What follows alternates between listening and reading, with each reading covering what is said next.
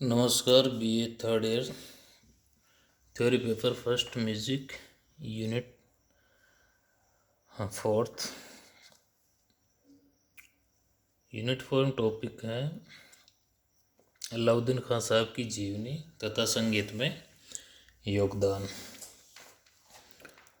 तो उस्ताद अलाउद्दीन खान का जन्म त्रिपुरा जिले के जो उस टाइम पश्चिम बंगाल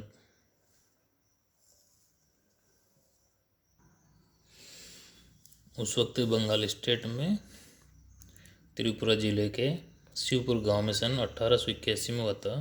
कुछ लोग 1862 ही मानते हैं। और इनका निधन 6 सितंबर 1972 को मेहर में हो गया था। तो इनका कार्य क्षेत्र के बारे में देखेंगे। सबसे पहले तो सरोद वादन, भारतीय सरोद वादन इनका मुख्य वाद्य रहा है। भारतीय शास्त्रीय संगीत के मर्मज्ञ उस्ताद अलाउद्दीन खान को बाबा अलाउद्दीन खान के नाम से भी जाना जाता है। ये एक बंगाली सरोद वादक रहे हैं तथा बहुवाद्य यंत्रों में निपुण और भारतीय शास्त्रीय संगीत के जाने माने 20वीं सदी के संगीतकार और संगीत शिक्षक थे। अर्थात इनको गायन के साथ साथ बहुत सारे वाद्यों को बजाना आता था, जानकारी थी, और इसलिए ये उस वक्त के सबसे महान संगीतकार माने जाते हैं, जिनको संगीत के क्षेत्र में सर्वगुण संपन्न कह सकते हैं।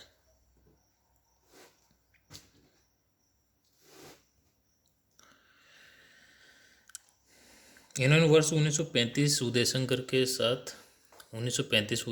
साथ कार्यक्रम भाग लेने के लिए यूरोप की यात्रा की और बाद में कुछ दिनों तक इन्होंने उदय शंकर के संगीत प्रशिक्षण संस्थान Uday Shankar Indian culture centre के नाम से जो संगीत प्रशिक्षण संस्थान था उदय शंकर का अल्मोड़ा में, उसमें भी अपना योगदान दिया। उदय शंकर जाने माने प्रख्यात नर्तक थे और उनकी अपनी एक मंडली थी जिनमें अनेक कलाकार हुआ करते थे।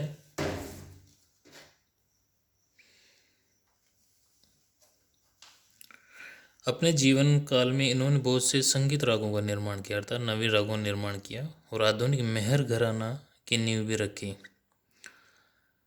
तो मेहर घराना के संस्थापक माने जाते हैं ये। इस बीच वर्ष 1959 और 60 में ऑल इंडिया रेडियो ने इनके संगीत के विभिन्न रागों की रिकॉर्डिंग की। इसके अतिरिक्त इन्होंने अन्य संगीत संस्थानों को भी आगे बढ़ाने में योगदान दिया। प्राचीन भारतीय संगीत, शास्त्रीय संगीत और पाश्चात्य संगीत को वर्तमान के साथ संवारने में इनका योगदान अविस्मरणीय है। ये इनकी सबसे बड़ी ख्याति है, जिन्होंने प्राचीन भारतीय शास्त्रीय संगीत और पाश्चात्य संगीत का संवारने, उनको वर्तमान के साथ जोड़ने, नवीनता प्रदान करने का विशेष योगदान माना जाता है। ये सरोद वादक अली अकबर खान और अन्नपूर्णा देवी के पिता हैं। इनके पुत्र अली अकबर खान महान सरोद वादक हुए बाद में, और इनकी पुत्री अन्नपूर्णा जो सितार और सुरबहार वाद्य का बनी, तथा इनके रजा हुसैन खान के चाचा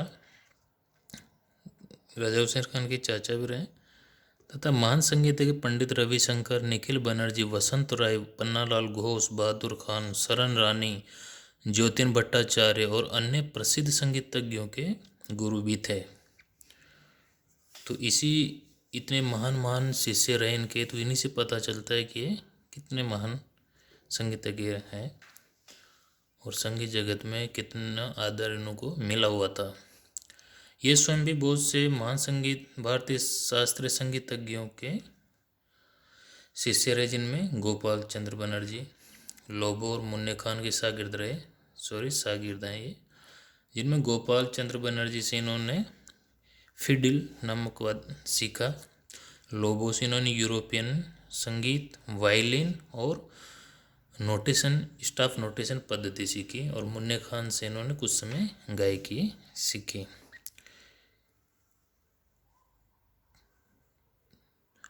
और उनके साथ साथ इन्होंने संगीत के गूढ़ रहस्य के को समझने में सहायता मिली।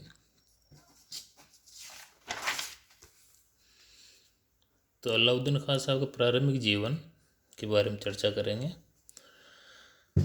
तो अलाउद्दीन खान के पिता का नाम सफदर हुसैन खान उर्फ साधु खान था, जो त्रिपुरा दरबार के प्रसिद्ध रबाब वादक उस वक्त के काजिम अली खान के शागिर्द थे। तो इनके पिता रबाब वादक थे।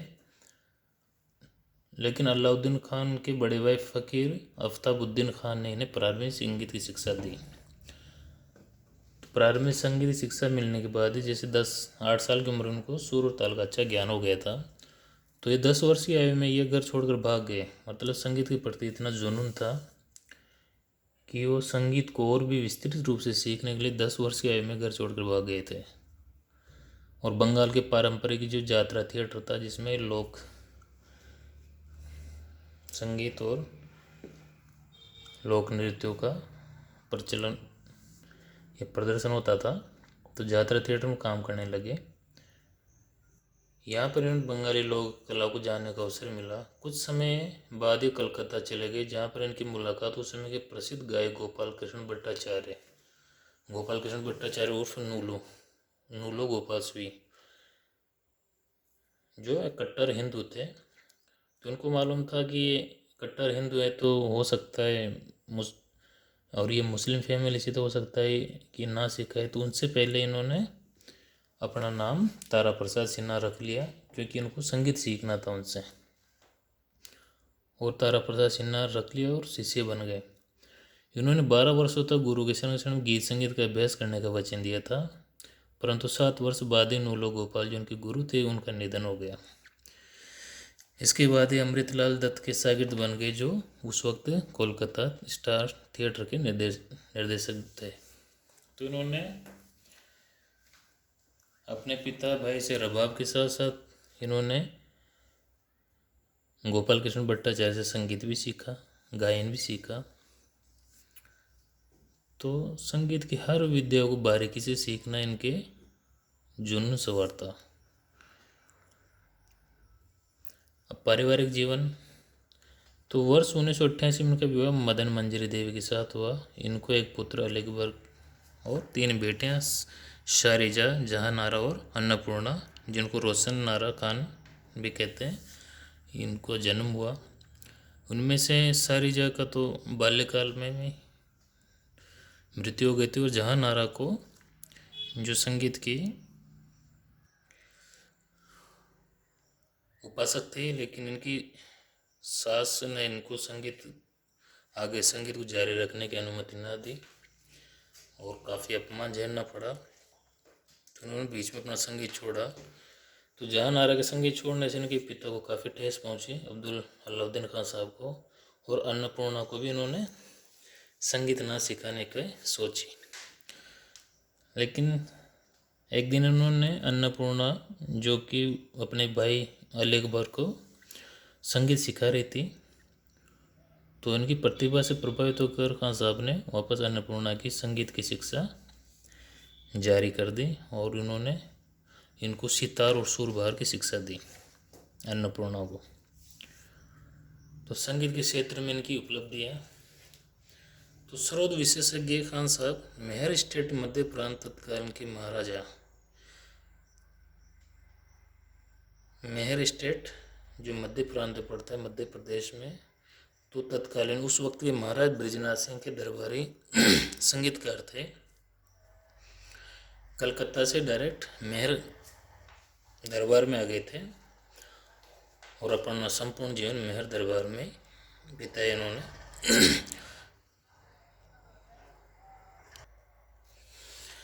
मेहर घराने की स्थापना 19वीं शताब्दी में हुई थी, लेकिन मेहर संगीत शैली और मेहर घराना एवं प्राचीन भारतीय शास्त्रीय संगीत के पुनरुत्थान का श्रेय इन्हें ही दिया जाता है।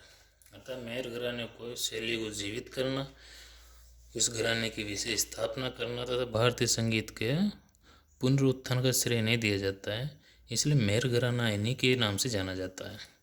इन्होंने अपना संपूर्ण जीवन काल मेहर में गीत संगीत के साथ व्यतीत किया। यहाँ पर इन्होंने वर्ष 1955 में मेहर कॉलेज ऑफ म्यूजिक की स्थापना की। अब बात करते हैं इनके सरोद वादन कैसे सीखा इन्होंने, क्योंकि पहले बताया जा चुका है कि इन्होंने रबाब, सितार, मतलब सभी लगभग लगभग सब वाद्य सीखे थे, फिडिल, गायन। तो सरोद से कारण ये था कि सरोद खान साहब को मुक्त गाछा जो एक जगह है, जगह विशेष है, तो उस जगह के जमींदार द्वारा एक कार्यक्रम आयोजित किया गया था संगीत संबंधित। तो उस कार्यक्रम में सरोद खान साहब ने भाग लिया था। तो वहाँ पे उन्होंने अहमद अली, जो कि असगर अली के शिष्य थे, उनका सरोद सुना तो उनके भी सरोद सीखने की इच्छा पैदा हुई और उसी वक्त इन्होंने सरोद को सीखने का निर्णय लिया। तो इनके बाद इन्होंने असगर अली के शिष्य बन गए तथा 5 वर्ष तक अभ्यास किया, कठोर अभ्यास किया। इसके बाद ये अपनी इच्छा को पूर्ण करने के लिए, वहाँ पे भी इनकी इच्छा पूरी नहीं हुई क्योंकि वो और भी कुछ सीखना चाहते थे। उसके बाद ये अपनी इच्छा को पूर्ण करने के लिए रामपुर चले आए, जो वर्तमान उत्तर प्रदेश में पड़ता है। उस टाइम रामपुर घराना संगीत का जाना माना घराना था। तो रामपुर के नवाब के दरबारी कलाकार या संगीतकार वज़ीर खान, जो सेना घराने के प्रसिद्ध बीनकार थे, सेना घराने से संबंधित रखते थे, तो ये रामपुर के दरबारी संगीतकार थे, वज़ीर खान साहब से संगीत शिक्षा ग्रहण की।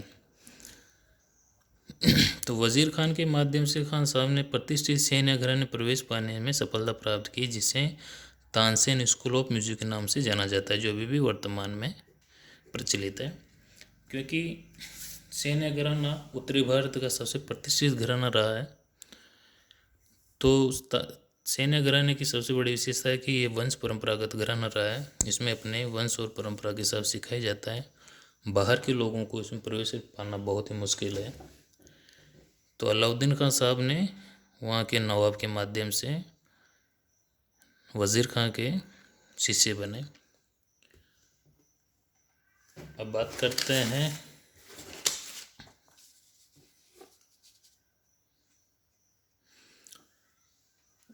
इनके विभिन्न प्रकार के आधुनिक रागों के निर्माण में योगदान। तो अलाउद्दीन खान ने प्राचीन भारतीय रागों को छोड़कर बहुत से नए राग बनाए, जिनमें से प्रमुख हैं अर्जुन राग, भगवती, भीम, भुवनेश्वरी, चंडिका, धवल श्री, धनकोश, दीपिका, दुर्गेश्वरी, गांधी, गांधी बिलावल आदि बहुत सारे राग बनाए इन्होंने। उनमें से इनका मांझ खमाज नाम का राग सबसे अच्छा माना जाता है। तो इतने बड़े संगीतकार होने के नाते उनके योगदानों को देखते हुए उनको पुरस्कार सम्मान भी मिलने स्वाभाविक थे। तो पुरस्कारों में इनको देखते हैं सबसे पहले तो वर्ष 1971 में भारत सरकार ने दूसरे सबसे बड़े नागरिक सम्मान, जो भारत सरकार का प्रचलित की ओर से दिया जाता है, पद्म विभूषण से सम्मानित किया गया 1971 में। वर्ष 1958 में भारत सरकार ने तीसरे सबसे बड़े सम्मान पद्म भूषण से इनको सम्मानित किया। वर्ष 1952 में इन्हें संगीत नाटक अकादमी ने भारतीय संगीत को विशेष योगदान के लिए संगीत नाटक अकादमी के अपने सर्वोच्च सम्मान स्वरूप संगीत नाटक अकादमी फेलोशिप प्रदान की।